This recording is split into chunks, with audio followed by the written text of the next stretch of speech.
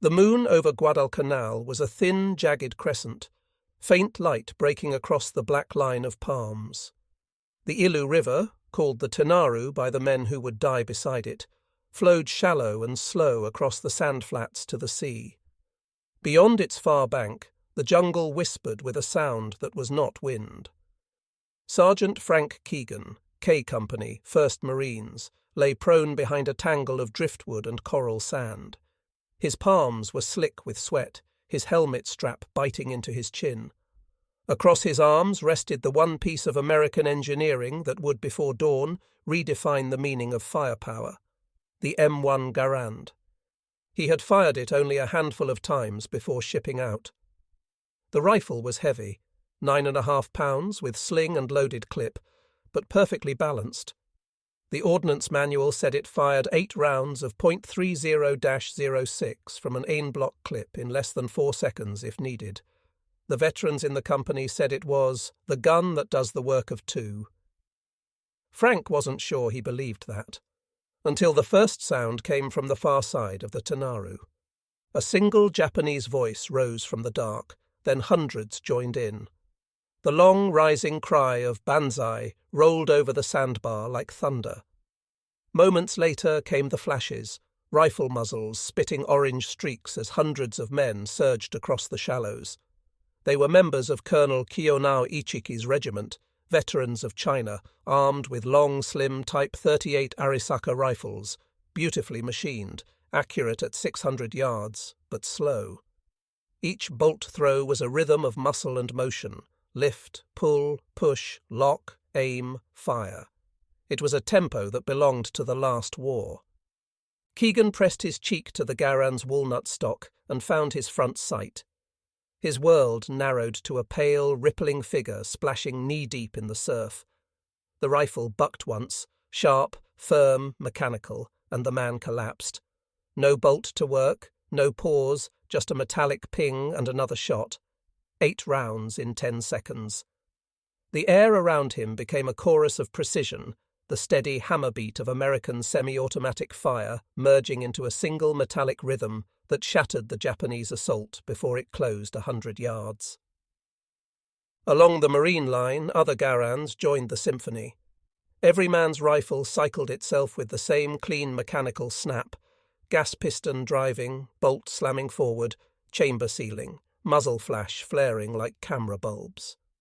The sound was unlike anything the Japanese had ever faced, not the slow, methodical crack of Springfield rifles or the quick stutter of machine guns, but a relentless human-machine tempo, hundreds of rifles acting in unison, pouring a wall of lead downrange at a rate previously reserved for automatic weapons. The Japanese kept coming. Under the ghostly moonlight, bayonets glinted like silver fish. Their officers, swords raised, shouted commands drowned by the roar of American fire. Keegan shot until his clip ejected with a sharp metallic ping, then jammed another N-block into the receiver, palm smacking it home. 8 more rounds, 8 more chances to live. The training sergeant back in New River had drilled it into them. Keep your muzzle down range, clip in, sight high on the belt, fire fast, but don't waste lead. Now instinct guided the motions. The Garand kicked and breathed like a living thing. Across the river, the assault disintegrated under sheer weight of fire. The Arisaka rifles, their long barrels made for open plains, were slow in the confined killing ground. Japanese soldiers paused to reload 5-round stripper clips while the Americans kept firing. The rate of fire advantage was absolute. Marine historians later calculated that a Garand-armed squad could deliver 4 to 5 times the effective rounds per minute of a Japanese platoon. At the Tenaru, that arithmetic turned theory into corpses. Flashes lit the waterline as Browning automatic rifles joined the rhythm, but it was the semi-auto rifles that did the bulk of the killing. The men aimed not as individuals, but as a collective mechanism of destruction, every shot interlocked, covering reloads, cutting gaps, creating an unbroken chain of fire. At 150 yards, 200, even 300, the Japanese silhouettes fell as if hit by invisible hammers. Keegan's rounds punched through bodies and splintered bamboo stakes. He barely heard the shouted range calls. The fight had become mechanical. Target, fire, reload, breathe, fire. By midnight, the assault had stalled, hundreds of Japanese soldiers trapped between the tide and the marine positions. The few who reached the near bank were cut down by automatic fire or grenades. The rest died in the shallows, their bodies carried downstream, faces pale in the moonlight. The Arisakas rifles they'd carried, long, elegant, beautifully blued, lay scattered among them, their bolts half open, bayonets fixed. Weapons designed for a different kind of war. After the firing stopped, Keegan realized his hands were trembling. The Garand's barrel steamed faintly in the humid air, smelling of oil and powder. He could still hear its internal metallic voice in his ears, the ringing of ejected clips landing in the sand. His ammunition pouch was nearly empty. His squad leader walked the line, checking rifles. Most were filthy with sand and sweat, but everyone had worked. Not a single stoppage. Not one man had wished for a bolt-action rifle. Later, when ordnance officers studied the battle, they found the same pattern across the front. Japanese infantry never closed within bayonet range.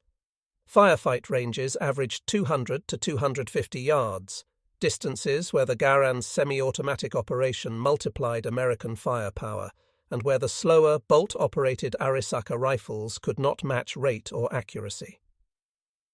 The captured Japanese officers, interrogated after the battle, spoke with disbelief. One, a lieutenant who survived by feigning death in the river, told his captors, "Your rifles never stopped. We thought you had many machine guns." In truth, they had none in that sector, just M1 Garands. The math of battle had shifted. Before Guadalcanal, combat theorists had debated whether the complexity of a semi-automatic rifle justified its cost. After Tenaru, the argument ended. 8 rounds, instantly replaceable, firing as fast as a man could squeeze the trigger, meant one Marine with a Garand could dominate a 100-yard stretch of battlefield. It meant control of range and tempo. It meant survival. As dawn came, light revealed the full geometry of destruction. Hundreds of bodies lay heaped on the sandbar, the river crimson and sluggish. Keegan and the others moved among them, silent, their rifles slung. They had fought through the night without artillery, without tanks, only rifles and discipline. And those rifles had rewritten the equation of war in the Pacific. For the Japanese, the lessons were immediate and devastating. Their infantry doctrine, built on shock, infiltration, and the morale of the bayonet charge, depended on closing within yards. The Garand made that suicidal. Every charge thereafter on New Georgia, Tarawa, Saipan would meet that same wall of semi-automatic fire. For the Americans, Guadalcanal was proof that the weapon MacArthur's Ordnance Board had insisted on in 1936, the semi-automatic gas-operated M1 rifle, was not just superior, it was civilization's mechanical embodiment of efficiency under fire. When word of Tenaru reached the rear echelons, one staff officer wrote in his report, "The enemy was outranged and outshot." The rifle made the difference. In the practical distances of Pacific combat, 150 to 300 yards, the M1 Garand had changed the math of survival. It would go on doing so, from the steaming swamps of Buna to the coral ridges of Okinawa, until the very idea of the bayonet charge became obsolete. The weapon that shattered the Tenaru charge had been born not in jungle or beachhead, but in the cold, echoing test ranges of Springfield Armory, Massachusetts. Long before Guadalcanal, before Marines even dreamed of the Solomons, a quiet Canadian-born engineer named John Cantius Garand had been wrestling with the geometry of recoil and gas pressure. His vision was simple but revolutionary. A rifle that could fire each shot with a single pull of the trigger. No bolt to lift, no handle to cycle, no pause between life and death. In the 1920s, America's Ordnance Department still lived in the shadow of 1918. The Springfield M1903 and its 5-round magazine were considered near-perfect instruments. They were accurate, durable, and familiar. The doctrine of the day said that massed fire came from machine guns, not riflemen. Garand disagreed. He believed a trained soldier with a semi-automatic rifle could deliver sustained, aimed fire that would eclipse anything achieved by human hands working a bolt. The idea was elegant engineering in service of democracy, industrial precision multiplied by human rhythm. By 1928, Garand had built a working prototype chambered in an experimental .276 Pedersen cartridge, lighter than the old .3006 with less recoil and flatter trajectory. Army tests at Aberdeen Proving Ground were promising. The rifle, then called the T3E2, could fire hundreds of rounds without stoppage, and test marksmen doubled their hit rates over bolt-action shooters. The future seemed clear. America would rearm with a modern self-loading rifle, firing a new small-bore cartridge. Then logistics intervened, personified by one man, General Douglas MacArthur. As Army Chief of Staff in 1932, he reviewed the Board of Ordnance recommendation to adopt the .276 Pedersen. MacArthur's reasoning was ruthlessly practical. Millions of rounds of .30-06 ammunition sat in depots across the country, produced during the Great War and still serviceable. Switching calibers would mean scrapping stockpiles, retooling machine guns, retraining soldiers, and rewriting supply tables. In a memo to the Secretary of War dated February 25, 1932, MacArthur wrote, "The decision is not one of ballistics alone, but of economics and logistics. The change of caliber is not justified." Garand was disappointed, but not defeated. He returned to his drafting table and redesigned his mechanism for the longer, more powerful cartridge. The change demanded new metallurgy, stronger operating rods, and refined gas ports. But by 1936, his rifle, now officially U.S. rifle, caliber .30, M1, was standardized for Army use. The first production rifles left Springfield that summer.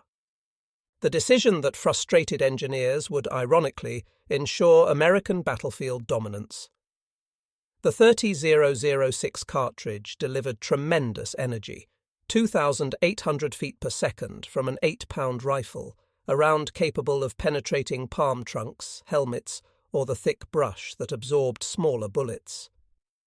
When combined with a gas-operated semi-automatic action, it gave every infantryman the sustained fire of a light machine gun with the precision of a marksman. The M1's genius lay in its balance of simplicity and sophistication. A gas port drilled near the muzzle bled pressure from each fired round, pushing a piston that cycled the bolt. 8 rounds sat in a single N-block clip, an invention as audacious as the mechanism itself. The clip locked into the receiver as one unit. After the last round fired, the empty metal frame sprang free with that unmistakable ping.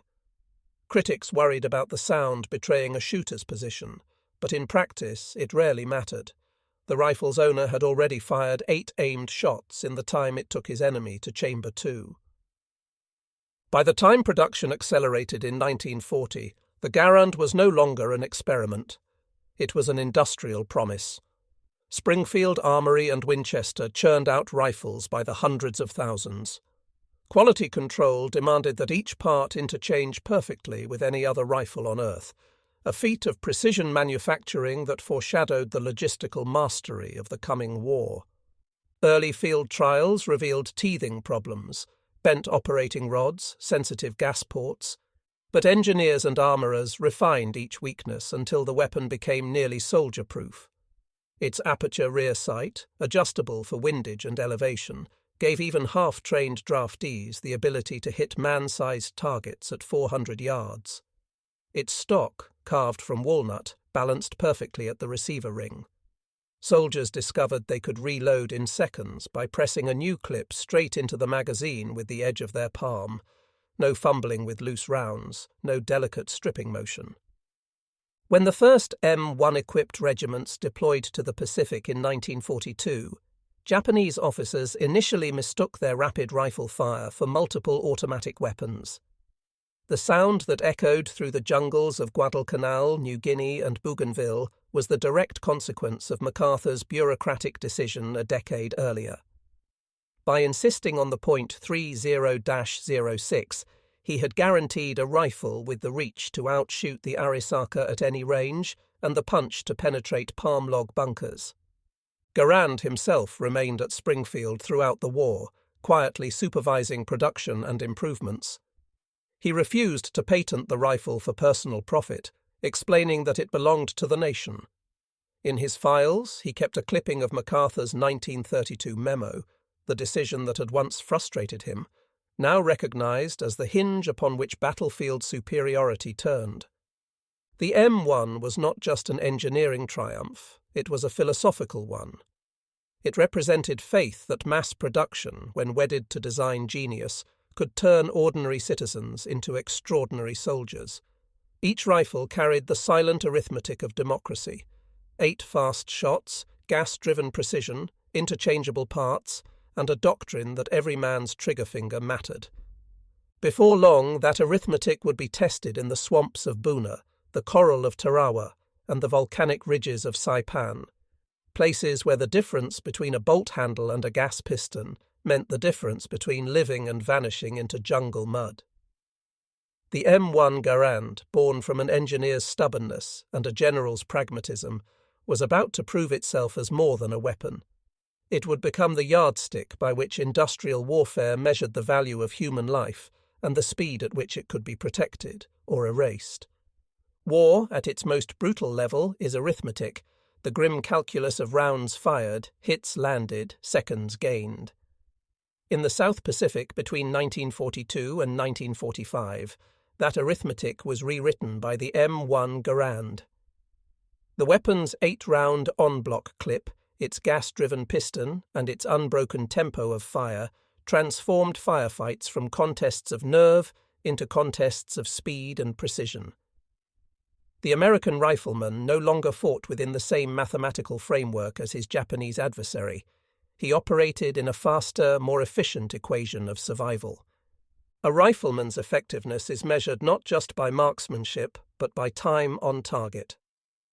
Every motion, the lift of a bolt, the chambering of a round, the reacquisition of a sight picture, costs seconds. In the Pacific, where most engagements occurred between 100 and 300 yards, those seconds were lethal currency. A Marine or Army infantryman with a Garand could deliver 25 to 30 aimed shots per minute. A Japanese infantryman with a Type 38 or Type 99 Arisaka could barely reach half that rate. 5-round magazines, manually operated bolts, and slower sight alignment meant that Japanese rifle sections could not sustain the volume of fire required to pin or repel advancing Americans. At those practical ranges, the M1's aperture sight system was its quiet genius. Instead of the narrow V-notch rear and barleycorn front blade of most rifles of the era, the Garand used a peep sight with a long sight radius, simple, intuitive, and deadly accurate. Soldiers who had struggled to qualify with Springfields discovered that they could center a man-sized target effortlessly out to 400 yards. Reports from Guadalcanal and New Guinea noted that untrained draftees, clerks and farm boys turned riflemen, achieved hit probabilities comparable to pre-war marksmen. The weapon democratized accuracy. Japanese infantry doctrine, by contrast, emphasized spirit over science. The Imperial Army still taught that seishin, fighting spirit, could overcome material inferiority. The Arisaka rifles were long and elegant, descendants of the late Meiji arsenal. Their 6.5mm and later 7.7mm cartridges were accurate on paper, but the rifle's slow cycling and limited magazine capacity reflected an older theory of war, that courage and bayonets would decide the outcome once the range closed. Against the Garand, that closure rarely happened. Field reports from the 1st Marine Division after Tenaru recorded that most Japanese dead lay between 150 and 250 yards from the Marine line. Few bodies were found within bayonet distance. The semi-automatic rifle had extended the lethal zone by nearly 100 yards beyond what the Japanese considered the decisive range. The difference between 150 and 250 yards was not abstract. It was the difference between a charging man reaching you or dying in open ground. The math repeated itself across the theatre. At Buna in late 1942, in the tangled swamps where visibility rarely exceeded 80 yards, American patrols equipped with Garands could fire bursts of aimed shots faster than Japanese troops could respond. The after-action report, 32nd Infantry Division, January 1943, summarized it bluntly. Superiority of individual firepower rests with U.S. riflemen. Rapid fire at close quarters prevents enemy maneuver. Australian observers attached to the division estimated that in any 5-minute skirmish, American riflemen produced triple the effective rounds of their opponents. The Garand's self-loading action allowed them to maintain contact without pause for bolt work or realignment. The weapon also altered the structure of the rifle squad. In 1941, the U.S. Army still conceived its squads around a single Browning automatic rifle as the nucleus of firepower. By 1943, combat experience had proven that every Garand was a miniature automatic weapon. The bar became a support instrument rather than the squad's heart. When one man reloaded, another fired. When a section shifted position, the remainder could cover without the rhythm of fire ever collapsing. Analysts at the Army Ground Forces Board later calculated that a 9-man Garand squad could deliver the equivalent volume of fire of a 20-man formation armed with bolt actions. The rifle had effectively doubled manpower through mechanics. Japanese commanders tried to compensate with light machine guns and mortars. The Type 96 and 99 LMGs, though reliable, could not be produced in numbers sufficient to saturate every platoon. Nor could their crews match the flexibility of a dozen Garands firing in concert. The mathematics of logistics joined the mathematics of combat. American factories produced 3.5 million M1 Garands between 1941 and 1945. Japan built fewer than 100,000 light machine guns in the same period. Every rifle shipped from Springfield or Winchester translated directly into a battlefield, where one side's trigger finger moved faster than the other's entire squad. Even psychological rhythm mattered. In jungle firefights, tempo dictated morale. A sustained wall of fire created the illusion of omnipresence, that every American rifleman was everywhere at once. Japanese soldiers, conditioned to exploit pauses in fire for assault, found no pauses to exploit. Their diaries, later translated by the Allied translator and interpreter section, describe shock and confusion at the unceasing thunder of American rifles. One captured corporal from the 229th Infantry wrote in 1943, "They fire without stopping, each man a machine gun. We cannot move, we cannot count their shots." There was also a subtler advantage.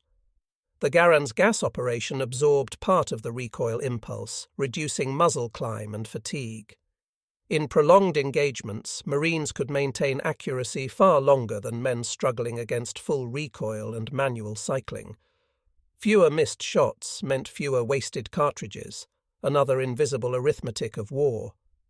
By 1944, ordnance officers were no longer debating the rifle's merits. They were measuring its impact. Ballistic analysts from the Army's Operations Research Section compared casualty ratios from early island campaigns fought partly with Springfields against later battles fully equipped with Garands. Their conclusion was mathematical and irrefutable. Average rounds expended per enemy casualty dropped by nearly 40% once semi-auto rifles predominated. Fire discipline improved because speed removed panic. The faster a soldier could respond, the less likely he was to spray and waste. In the Pacific, distance was life. The Garand extended that distance, an invisible shield of a few hundred yards that separated the living from the dead. It turned the rifleman into the decisive instrument of combined arms warfare, not the passive link between machine guns and mortars. And it proved, in numbers as in blood, that in modern war superiority was not measured by courage or even numbers, but by the mechanical rhythm of fire, the arithmetic of survival that the M1 Garand had permanently changed. The beaches at Buna smelled of death and mildew long before the battle ended. Rot clung to everything: boots, webbing, rifles, even the breath of the men who lived waist-deep in mud. It was here, along the northern coast of New Guinea between December 1942 and January 1943, that Douglas MacArthur's newly tested instrument of modern war, the M1 Garand, faced its most grueling laboratory trial. In the fetid air of the tropics, where nothing mechanical should have survived long, the Garand proved itself not only a weapon of firepower, but of endurance. The 32nd Infantry Division, rushed from the United States with little jungle training, found itself confronting Japanese troops entrenched in pillboxes of palm logs and coral. The Arisakas rifles that had served the Imperial Army from Manchuria to the Philippines were nearly useless in the matted vines and swamp. They were long, over 50 inches from butt to muzzle, unwieldy in the undergrowth, their slender barrels snagging vines and roots. Their 5-round magazines required constant reloading under fire, and the open notch sights fogged with rain and mist. Japanese troops relied on bayonets and grenades to fight through the mud. The jungle swallowed their range and their discipline. American soldiers had different problems. Their rifles rusted overnight if not cleaned, and every cartridge was a small miracle of logistics, carried across the Coral Sea and flown over the Owen Stanleys. Yet when contact came, at 60, 80, 100 yards, the Garand showed what industrial precision could do against desperation. One burst of semi-automatic fire could drop half a charging squad before it closed. The jungle turned every firefight into an ambush. The Garand made every ambush an equal exchange. Private Harold Crandall of the 128th Infantry remembered the first night attack near Doropa Plantation. "They came straight through the trees, yelling," he wrote in his post-war diary. "Couldn't see 10 feet, just muzzle flashes. You didn't aim. You pointed the rifle where the noise came from and kept firing until the clip pinged. The key was rhythm. 8 shots in under 10 seconds, reload, back on target." The sound of the Garand's mechanism, metallic, confident, was its own morale. "That rifle," Crandall added, "kept you from feeling alone." The M1's gas piston proved astonishingly resilient to the climate. Soldiers wiped mud from the muzzle and kept firing. The self-sealing gas cylinder tolerated fouling that would have jammed a lesser design. In comparative tests after the campaign, ordnance officers deliberately submerged rifles in swamp water and found that most still fired their full clips afterward. Reports from the 32nd Division noted that stoppages were rare, and corrosion, though constant, seldom crippled the action. The rifle's simplicity became its shield. Fewer moving parts meant fewer ways to die. In the tangled vines and knee-deep water, range compressed.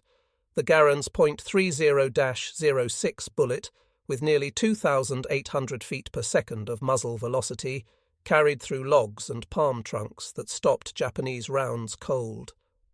Soldiers learned to fire through cover rather than over it.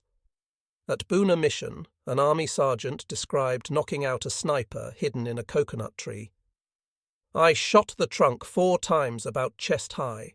The 5th time, he fell." The Arisakas lighter bullet might have scarred the bark. The Garand punched through it. The psychological effect of this one-sided lethality spread quickly through Japanese ranks. Captured diaries recovered after the battle spoke of enemy rifles that fire endlessly. A Japanese lieutenant from the 144th Regiment wrote, "Their bullets cut through palm and sandbag. We cannot raise our heads." It was the same revelation that had begun at Tenaru, spirit meeting the mechanical limits of flesh. MacArthur's headquarters in Port Moresby took note. In after-action summaries sent to Washington in early 1943, staff analysts wrote, The M1 rifle has demonstrated superior rate of fire, penetration, and resistance to malfunction under tropical conditions. The weapon has altered infantry tactics in the jungle. That final sentence carried weight. The semi-automatic rifle had transformed infantry from slow, deliberate firing lines into agile hunter-killer units capable of continuous engagement. American patrols now operated with confidence at distances that would have been suicidal months before. A Garand armed squad could sweep a clearing and dominate 200 yards of open ground. The Arisakas' slow bolt cycle could not answer that tempo. Japanese troops increasingly depended on light machine guns to compete. Even those weapons could not compensate for the gap in reliability. In the humidity of Buna, jammed actions were common. American weapons kept working, each M1 a precision tool in the hands of exhausted, fever-ridden men. By late January 1943, as the Japanese pocket at Buna collapsed, the pattern had become clear to both sides. Allied intelligence interrogated surviving officers who admitted they believed the Americans were equipped with automatic rifles throughout. When shown captured Garands, many refused to believe they were standard issue. One officer remarked, "We thought these were special weapons for elite troops. If every man has such a rifle, then we cannot win." That was the truth. The M1 Garand was not a weapon of elite privilege. It was the democratization of firepower. A farm boy from Wisconsin or a clerk from Illinois could now lay down the kind of sustained fire that had once required the coordination of a machine gun team. In the steaming jungles of New Guinea, that industrial democracy proved fatal to any army still worshipping the bayonet. When the last bunkers fell and the swamps went quiet, the ordnance men collected data. On average, each rifleman had fired between 500 and 1,000 rounds during the campaign. Jam rate, less than 1 per 1,000. Average engagement range, 100 to 200 yards. Kill ratio, overwhelmingly in favor of U.S. infantry. The numbers told the story the men already knew. The Garand was more than a rifle. It was the perfect instrument for MacArthur's war of distance and attrition, the weapon that made courage measurable in foot-pounds of energy and rounds per minute. In the jungles of Buna, where the air itself corroded steel and morale, the M1 Garand proved that American engineering could survive nature and nullify fanaticism. It was the moment the rifle ceased to be an experiment and became legend, a machine that, through mud, blood, and heat, confirmed that in modern war, reliability was as decisive as bravery. June 7, 1944. Before sunrise, the slopes east of Tanapag, Saipan, shimmered in faint moonlight. The coral dust hung motionless. Even the palms seemed to hold their breath. To the north, thousands of Japanese soldiers, remnants of the 43rd Division, garrison troops, naval infantry, and civilian volunteers, formed into loose ranks. Officers shouted encouragement, swords drawn high, while medics handed out last sips of sake. Some fixed bayonets to long Type 38 rifles. Others carried grenades lashed to bamboo poles. Between them moved the shadows of the wounded and the dying, men who had resolved to die upright. It was to be the largest banzai charge of the Pacific War. Across the low ridges, the American lines of the 105th Infantry Regiment, 2nd Battalion in the centre, 3rd on the right, waited in silence. The night had been restless, cries, movement, muffled engines in the dark. Now a faint rhythmic chanting drifted on the wind, a crescendo of despair turned into doctrine. Captain James Doran of Company Leyte wrote, "We knew they were coming. We could feel it in the ground. Every man lay behind a parapet of coral sandbags, rifle muzzles pointed toward the dark. At 04:45 hours, the horizon erupted in sound, a chorus of whistles, bugles, and screams. The Japanese charge began as a blur of motion, surging out of the brush in waves, a human tide that seemed to swallow the gaps between foxholes. But it did not reach them. It never could. The first Garand shots cracked through the half-light, single, precise, deliberate. Then the line awakened into full thunder. Each rifleman fired 8 aimed rounds, paused just long enough for the clip to ping free, slammed in another, and resumed the rhythm. The sound was not a machine gun's buzz, but a rolling drumbeat of disciplined chaos, hundreds of gas-operated actions cycling in near unison. Japanese soldiers fell long before their rifles could answer. The 30-006 bullets cut through ranks at 150, 200, 250 yards, the deadly zone where Japanese doctrine still believed courage would carry the day. Witnesses described the wall of fire as almost physical.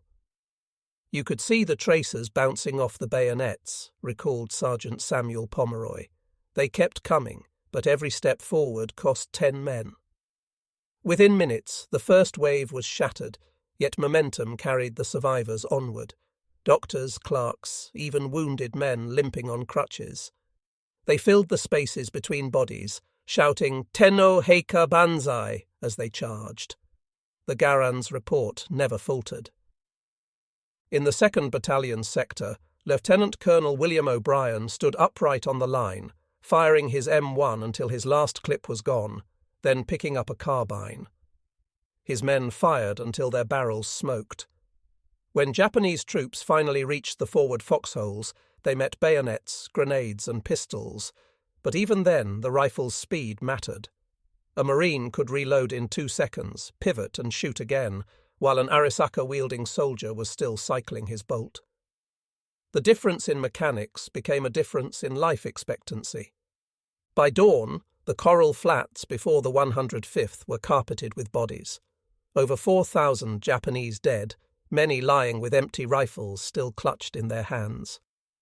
The Americans had lost roughly 400 men killed or wounded, a ratio that defied comprehension. Survivors later said the battle felt less like defense than extermination, an industrial process of killing made efficient by design. The Garand, once again, had transformed courage into mathematics. Field reports from Saipan highlighted a recurring theme: rate of fire determined survival. The official after-action summary recorded that the semi-automatic rifle proved decisive in repelling massed assault, enabling sustained fire without need for manual operation. Ordnance officers who visited the battlefield found that the majority of Japanese casualties lay beyond 200 yards, exactly where American fire was most effective. The Arisaka's slower bolt action had left attackers trapped between range and reach, too far to close, too exposed to withdraw. Japanese survivors of the Banzai attack, interrogated weeks later, described their shock at the rifle's relentlessness. One corporal from the 136th Regiment said through an interpreter, "We believed American rifles fired like ours, but they never stopped. Even when wounded, they fired again." Another confessed that his company commander had promised the Americans would panic once the first line broke. "There was no break," he said simply. "They fired until none of us were left." The battle's psychological aftermath rippled across both armies. For the Americans, Saipan confirmed the Garand's mythic status, the weapon that erased the need for heroism by making efficiency its own valor. Soldiers joked that if the enemy wanted to charge again, they could oblige him with plenty of .30-06. For the Japanese, the charge marked the death of an era. Spirit had met mechanism and shattered. Among the fallen lay rifles as outdated as the beliefs that had wielded them. The long, graceful Arisakas, polished wood, intricate chrysanthemum crests, looked almost ceremonial beside the blunt, utilitarian Garand. One weapon symbolized imperial pride, the other, industrial democracy. The contrast captured the Pacific War's essence. One side measured worth in honor, the other in output. When the last shots faded, the men of the 105th sat among their spent clips, fingers blistered from loading. Some reloaded automatically, expecting another wave that never came. In front of them lay proof that technology, multiplied by discipline, could annihilate even the most determined human will. The Garand had not merely stopped a charge, It had ended an idea that courage alone could bridge a century of industrial progress. Weeks later, a Marine corporal on Tinian summed it up in a letter home. "They came at us shouting for the Emperor. We answered with the Garand. 8 shots, reload, 8 more. It's not bravery, it's arithmetic." In that arithmetic, the Pacific's future was written. The M1 Garand had become more than a rifle. It was the line between the old world and the new, a boundary measured not in yards or tactics, but in the cold precision of gas, steel, and human rhythm. A wall at dawn that no army of the past could ever cross again. October 24th, 1944. The monsoon clouds over Leyte were the colour of burned copper, thick with rain and smoke. At dawn, the beaches of Palo and Dulag churned with landing craft and the steady rhythm of artillery. Douglas MacArthur's promise, "I shall return," was now an unfolding storm, an armada of over 700 ships pouring men and machines into the Philippine archipelago. Among the tens of thousands of soldiers splashing through surf and mud were riflemen carrying the same weapon that had already rewritten the rules of Pacific warfare, the M1 Garand. The Japanese defenders of Leyte, drawn from the 16th Division, veterans of China and Bataan, had expected another slow amphibious landing, another fight of attrition. What they faced instead was the synchronized thunder of American logistics, where every rifle squad carried the firepower of a platoon. In the heavy jungle inland, the pattern that had begun at Tenaru and matured at Saipan reached full expression. Firepower dominance turned defense into futility. For the men of the US 96th and 7th Infantry Divisions, the first week on Leyte was a march into endless ambushes. The Japanese held the ridge lines and the high paddies, using concealed snipers and machine guns to bleed the advance. But unlike the campaign in New Guinea, American units now fought with tactical confidence built on rhythm, the rhythm of 8 shots. Each squad advanced by leapfrogging bursts of semi-automatic fire. One element moved while the other fired. The Garands covered every step. Sergeant Robert Red Haynes of the 381 Infantry recalled, "We learned to fight in beats. You'd hear the 8 rounds go, the ping, then the next man's rifle pick it up like a drummer taking the rhythm. You never had silence. The enemy never had a chance to breathe. That mechanical consistency, the staccato of gas pistons and clips ejecting, was more than noise. It was the sound of modern combined arms in miniature, infantry synchronized with itself. The Japanese Type 99 rifle, for all its craftsmanship, was helpless to sustain such a tempo. Its bolt stroke, long, deliberate, and manually powered, imposed a natural ceiling on firepower. Even elite soldiers struggled to exceed 15 aimed shots per minute. In contrast, Garand-armed Americans fired double that rate while maintaining accuracy. At the jungle's typical 150-yard visibility, this difference was devastating. Every firefight became a race of seconds that only one side could win. Leyte's terrain magnified the Garand's strengths.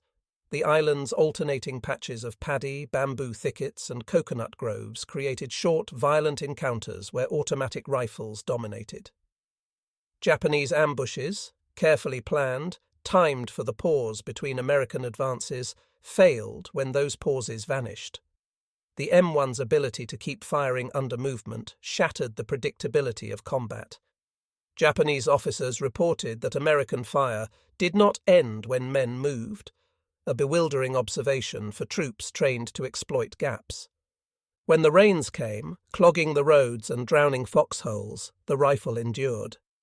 Reports from the 13th Corps Ordnance Section praised the Garand's resistance to corrosion and fouling, despite continuous exposure to rain and swamp for periods exceeding 2 weeks. Soldiers cleaned rifles under ponchos, dried them by campfire heat, and kept them cycling flawlessly. In contrast, captured Arisakas showed rust in the bolts and seized firing pins after days of rain.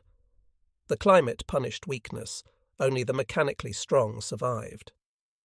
In the hills near Dagami, Lieutenant Thomas Pendleton led a platoon through a series of ridgeline engagements that became textbook demonstrations of semi-automatic superiority. Each time Japanese defenders counterattacked, the platoon responded with volleys so sustained that air observers mistook them for machine gun fire. Pendleton's report noted, "Our line fired continuously for 6 minutes without pause." The effect was annihilating. The enemy's attack dissolved before closing to grenade range. Those 6 minutes represented over 3,000 rounds fired, each one aimed, each one a product of disciplined mechanical rhythm. The rifle's psychological power was now fully realized. The Japanese 16th Division's war diary, captured after the campaign, recorded a chilling entry dated November 2nd. Enemy infantry fire resembles continuous machine fire, impossible to distinguish riflemen, troops unable to advance under such storm. The words "such storm" appeared repeatedly in translated documents. To the defenders, the M1's collective fire had become a natural force, impersonal, implacable, unstoppable. MacArthur's staff in the Southwest Pacific Area headquarters recognized what was happening. In an internal memorandum to the War Department, Intelligence Officer Colonel Frank McCoy described the Garand as the single greatest equalizer of the Pacific. He wrote, "Our men no longer fear the numerical advantage of the enemy. They carry their own machine sections in their hands." It was not an exaggeration. On Leyte, the Japanese often attacked with 3-to-1 odds and found themselves erased by a smaller number of riflemen firing twice as fast. By December, as the island campaign dragged on into its rain-choked finale, the lessons of Leyte were unmistakable. The M1 Garand was no longer just a rifle. It was the atomic unit of American firepower doctrine, the instrument through which industrial might translated directly into the hands of a single soldier. Its rhythm had become the soundtrack of victory. 8 rapid reports, the metallic ping of an empty clip, then silence only long enough to reload. That pattern echoed through every thicket, every ravine, until the defender's courage could no longer fill the space between shots. When MacArthur finally announced the island secure in December 1944, his public words were grand strategy. "The Philippines are ours again." But in the foxholes, the men knew the truth whispered in a different language. The rifle had done it.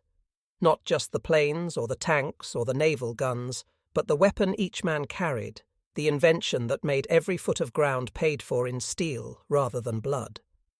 The Garand had not only brought MacArthur back to the Philippines, it had brought the future of infantry warfare with him. January 9th, 1945. Lingayen Gulf. The beaches of Luzon boiled under artillery fire as wave after wave of landing craft approached through surf slick with oil and debris. The largest amphibious invasion of the Pacific War was underway.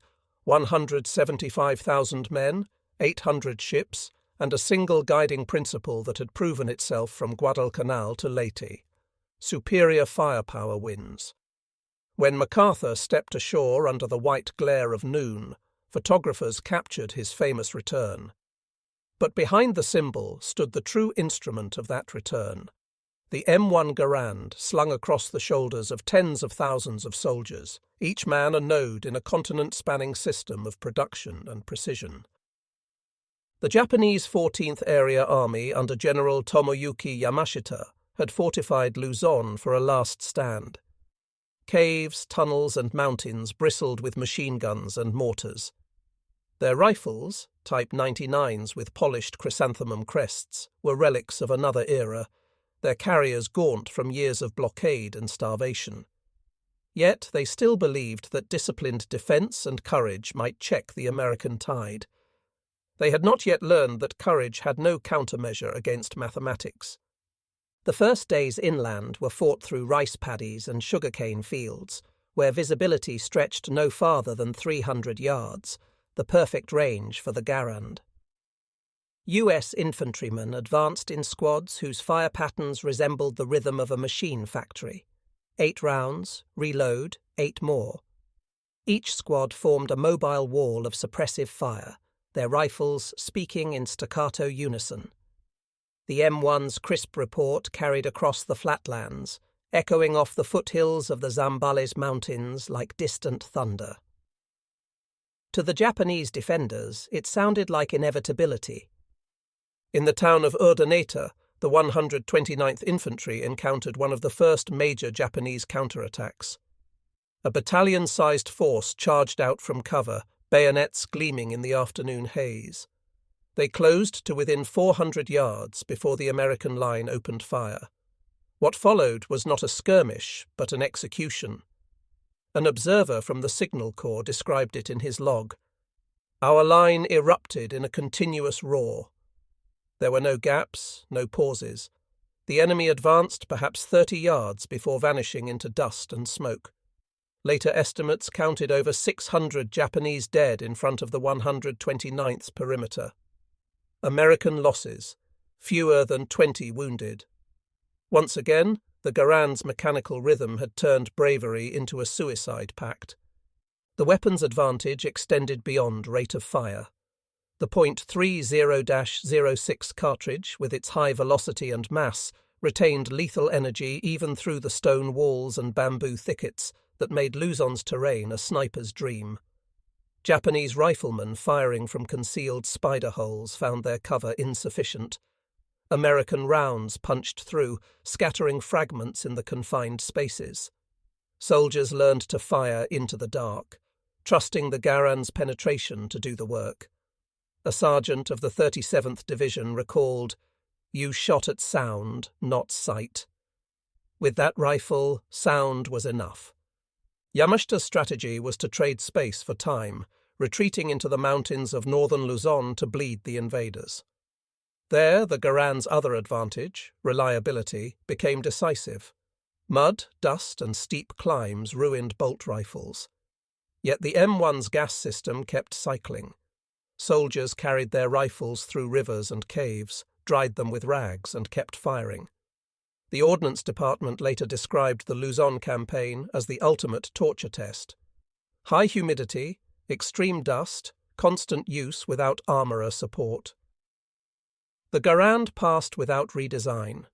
Even after 20,000 rounds in field trials, its components remained serviceable, a mechanical miracle for a rifle built by the hundreds of thousands.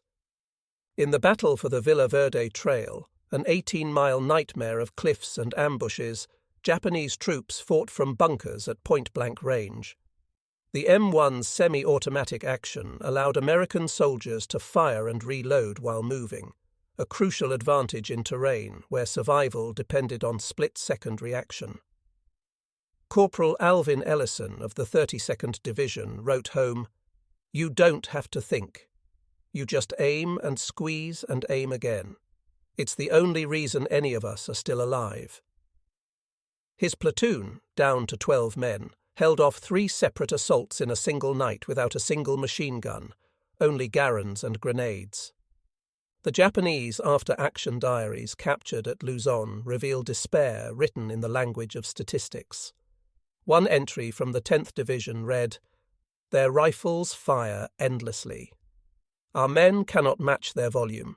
Every attempt to charge is crushed by continuous fire.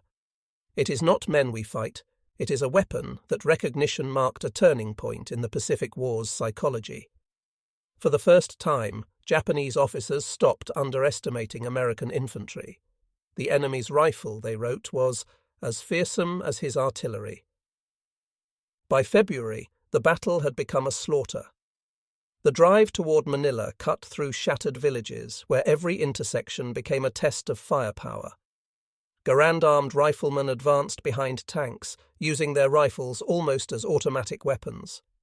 The 8-round clip, once mocked for its limited capacity, proved perfect for short, controlled bursts.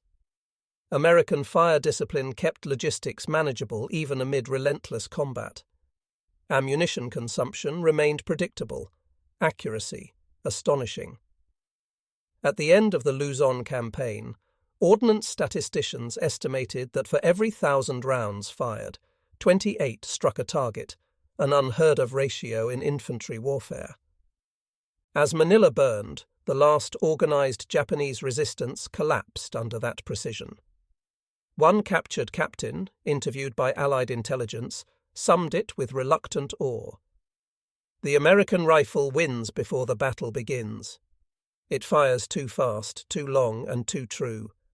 By April, when MacArthur's headquarters declared Luzon secured, the American casualty ratio was 1-5 in their favour, numbers unseen since the opening of the war. The M1 Garand had fulfilled its destiny. It had not merely outperformed the enemy's rifle, it had invalidated his tactics, rendered his courage irrelevant, and proven that in modern war, survival belonged to the side that mastered the rhythm of fire. From the beaches of Lingayen to the cliffs of Baguio, the sound of liberation was not MacArthur's voice over the radio. It was the mechanical symphony of 8 well-aimed shots echoing through the mountains of Luzon, steel, gas, and precision, singing the requiem of an empire. April 1st, 1945, Easter Sunday. The beaches of Okinawa looked almost serene, pale sand under clear sky, the sea as calm as glass. Then the first wave came in, and serenity died under the thunder of artillery. It was the beginning of the bloodiest battle of the Pacific War. More than 500,000 men, American and Japanese, would struggle across 70 miles of ridges, caves, and death. For the last time, the M1 Garand would show what it meant to carry industrial logic into the chaos of human courage. When the 1st and 6th Marine Divisions landed, they found an eerie silence. The Japanese commander, General Mitsuru Ushijima, had abandoned the beaches, waiting instead in the fortress ridges of Shuri. He would fight a war of attrition, a calculated slaughter designed to trade time for blood. The Americans advanced inland under perfect skies, thinking the campaign might be easy. Then, as they reached the hills, the earth itself began to fire back. Every cave held a machine gun, every gully hid an observer. The battle that followed would test not only courage, but the rifle that had defined a generation. At Okinawa, the M1 Garand became both lifeline and burden. It was no longer just the instrument of victory. It was the only constant in a war that had become personal, brutal, and endless. Each Marine knew its sound, its weight, its recoil like his own heartbeat. 8 shots, reload, 8 more.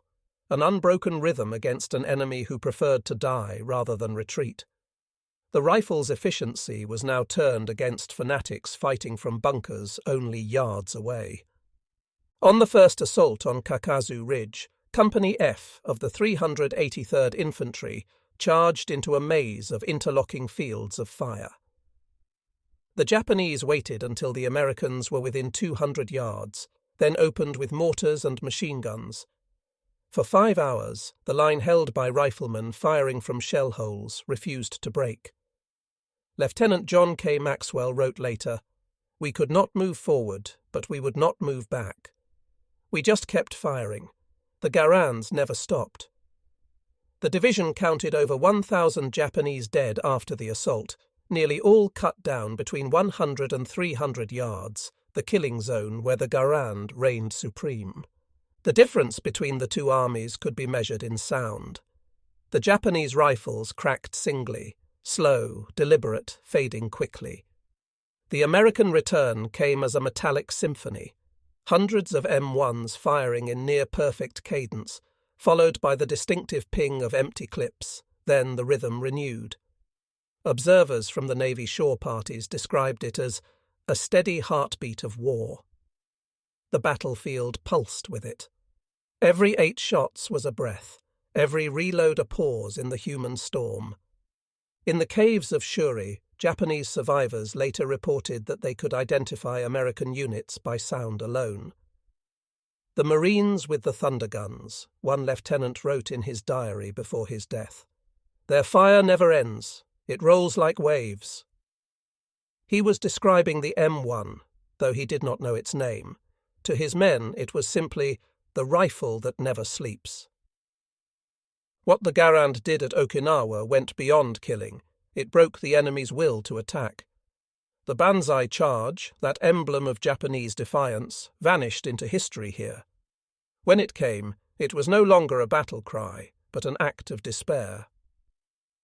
On May 3rd, near Sugarloaf Hill, more than 800 Japanese soldiers launched a final nighttime assault against the 6th Marines.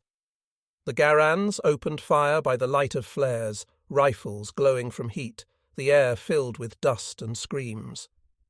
By dawn, the slope was a mass of bodies and twisted rifles. Not one attacker reached the line. A Marine corporal wrote afterward, "They came with swords. We answered with gas and steel. The Garand did the rest." The weapon's resilience in the rain and mud astonished even its users. Okinawa was a sea of filth, corrosive salt spray, tropical storms, and soil that clung like oil. Yet the rifles kept firing. Reports from the 10th Army Ordnance Section recorded fewer malfunctions than in any previous campaign, despite the worst environmental conditions of the war. One Garand recovered after 48 hours in mud still functioned with only a wiped bolt and a new clip. The myth of mechanical fragility had been buried beside the empire that spawned it. By the end of May, as Ushijima's army collapsed, the rifle's victory was absolute but joyless. The Americans had fired millions of rounds, each one a note in the requiem of the Pacific. The Garand had proven its perfection too well. It made killing efficient, impersonal, inevitable. A private from the 96th Division, standing among the ruins of Shuri Castle, summed up the paradox. It's the best rifle ever made. It's also the reason none of them ever made it close enough to surrender. The final Japanese strongholds fell in June, their defenders often shooting themselves with Arisakas, whose bolts had jammed from rust. The Americans stood among their own dead, exhausted and hollow, rifles slung low. When the firing finally stopped, the silence felt unnatural. One war correspondent noted that the Marines seemed uneasy without the Garand's rhythm in the air, as if peace itself was an interruption. Okinawa was the last lesson of the M1, that mastery of firepower carries a terrible symmetry. It had begun as an invention, a battle implement, as General Patton had called it, but ended as a symbol of industrial inevitability. 8 rounds, reload, 8 more. The beat of a nation's factories turned into the heartbeat of its soldiers. The Japanese had entered the war believing spirit would triumph over steel. On Okinawa, spirit met the rifle and vanished into smoke.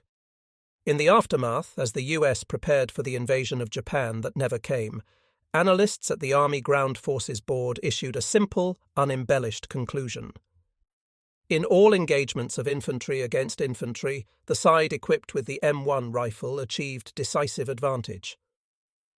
It was a bureaucratic way of saying what every man on Okinawa already knew, that the war had ended not only in fire, but in the click of a metal clip ejecting into silence.